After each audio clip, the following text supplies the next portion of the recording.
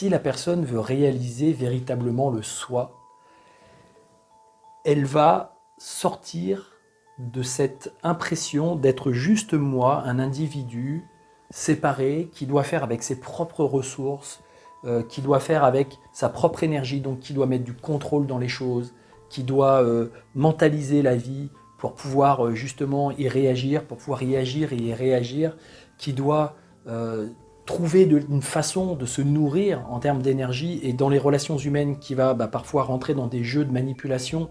un certain nombre de jeux de manipulation que vous pouvez retrouver si vous faites un peu des recherches là-dessus, mais il y a aussi tout ce qui est triangle de Cartman avec le sauveur, la victime, le bourreau et tous ces phénomènes-là. Et en quelque sorte, on va chercher à exister en tant que cette personne, en tant que ce personnage, dans une réalité, et on va se sentir parfois vide, parfois déconnecté, parfois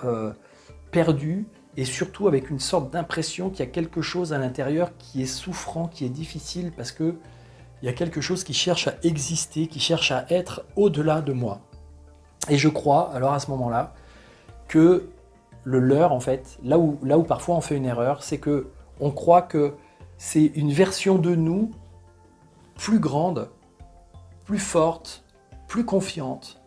qui va réussir, qui va avoir du succès, qui va peut-être effectivement être quelqu'un de reconnu dans le monde,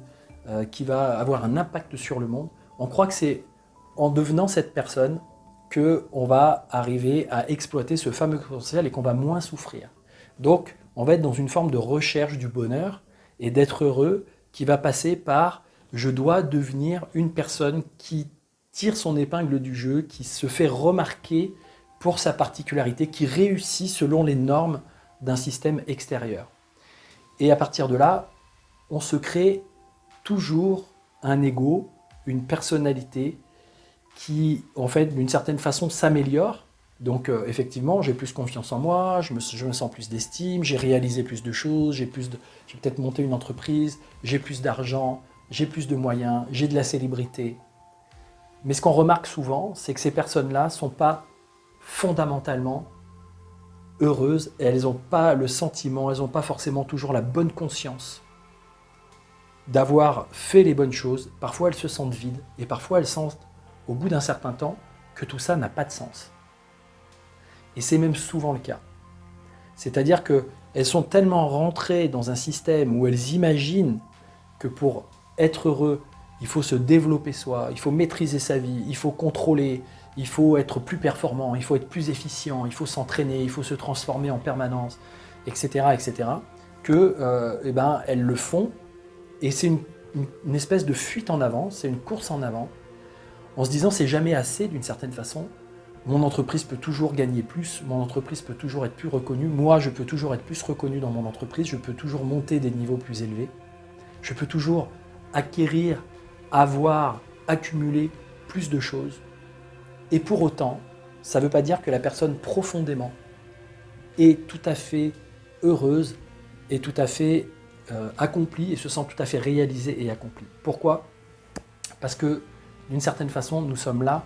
pour nous relier à quelque chose qui est à la fois beaucoup plus profond, qui est beaucoup plus au centre de notre cercle de personnes, de la personne, du moi, la personne,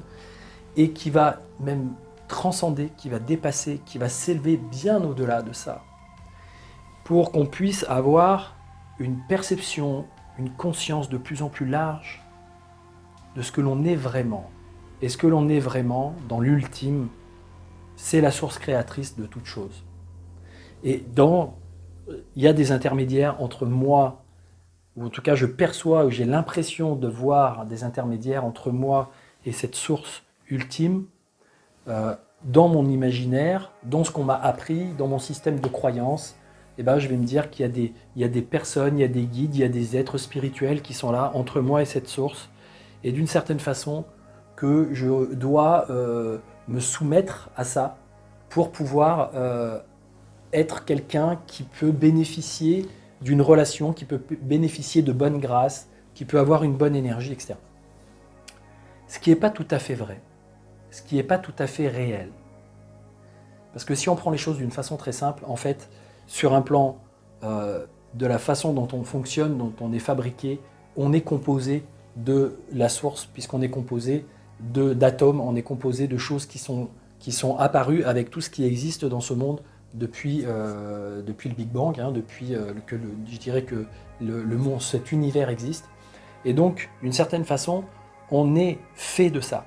on est relié à ça. Mais sauf que dans notre petite bulle, dans notre petite personne, on ne nous a jamais vraiment expliqué ça de cette façon-là. On ne nous a jamais dit qu'à l'intérieur de nous, profondément, on a cette particule d'énergie divine. Donc nous sommes divino-humains d'une certaine façon, c'est-à-dire qu'on a cette capacité de pouvoir aussi déployer certaines possibilités. Mais ce n'est pas des possibilités qui sont à déployer pour notre propre service, pour notre propre intérêt, à la base. C'est-à-dire que l'idée, c'est que quand on laisse cette énergie et cette puissance nous traverser, s'installer en nous, prendre place, se déployer, elle se déploie à travers nous, elle nous donne de la force. C'est comme si on était connecté directement à une source d'essence, on est connecté à l'essence, mais vraiment l'essence, la pure essence fondamentale. Et on sent qu'il y a ce carburant, on sent qu'il y a cette énergie qui commence à prendre place et qui commence à la fois être nous. C'est-à-dire qu'on est dans ce rapport, on n'est pas dans ce rapport moi et elle, on est dans ce rapport nous, ensemble. Je me sens ensemble avec cette énergie source. Cette énergie source, cette énergie créatrice fondamentale, qui est la source de toute création, d'une certaine façon, elle ne peut rien être, elle ne peut rien faire sans l'extension que nous sommes d'elle-même. Et nous, sans elle, on ne peut pas faire grand-chose non plus parce qu'on va arriver à certaines limites dans notre capacité de créer, on va arriver à certaines limites dans notre capacité de pouvoir sentir une énergie qui va durer, qui va se diffuser en nous, qui va nous faire nous sentir en fait vraiment ce véritable bonheur, ce véritable sentiment de joie, ce véritable sentiment de réalisation qui émane, qui est là en permanence, quel que soit ce qui se passe à l'extérieur. Pourquoi ? Parce que d'une certaine façon, on est comme protégé, on est comme sous la bonne grâce de cette fameuse énergie. Mais pourquoi ? Simplement parce qu'on lui fait confiance.